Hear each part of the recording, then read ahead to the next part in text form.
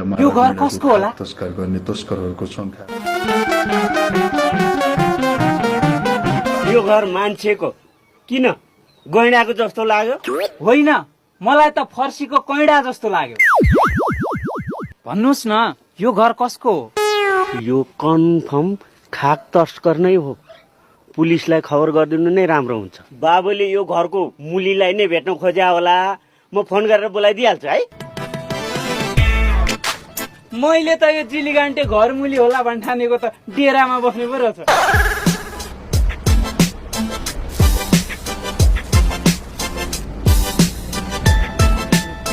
भनेपछि त्यो कन्फर्म खाक तस्करै हो त? खाक तस्कर नभएर काग तस्कर हुन्छ त भने कन्फर्म तस्कर हो। सिर्साउन हिँड्नुहोस्। धन्न के बारे छ, हराएको भए त बर्बादै हुन्थ्यो।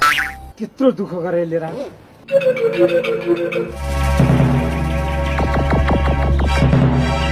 यो घरको घरमुली पुलिस हो कि क्या हो? कि म अर्कै घरमा आइपुगेँ? हे हजुर नमस्कार। यो घरको घरमुली उहाँ होस् है साहब।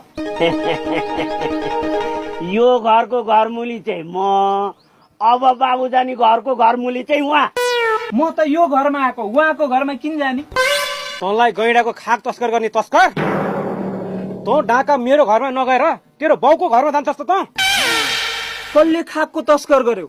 म त उहाँको घरमा पाहुना लाग्न आएको। उहाँ मेरो नातेदार।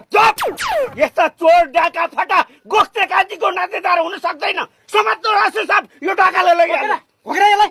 बेबीमा डाका उठ उठ लानुहोस् के हारिहाल्नुहोस् न। ए हजुर, म खाक तस्कर होइन भने। ए हजुर होइन। ल हेर त, तस्करको कत्रो ट्रिक गोख्ते काजीले नाता लाउन आउँछ।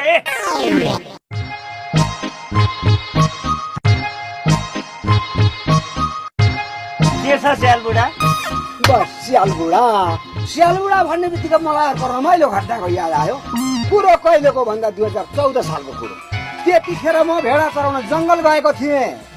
जंगलमा त स्यालले मेरा भेडाका पाठा खान खुब लागिरहेको। एकैछिन भन्ने बित्तिकै मलाई अर्को रमाइलो घटनाको याद आयो। कुरो कहिलेको भन्दा कि नभन्नु पर्ने कुरो हो यो।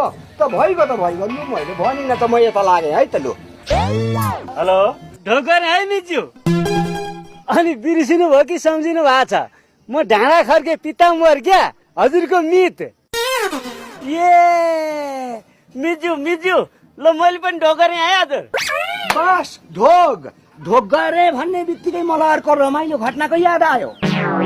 कुरो कहिलेको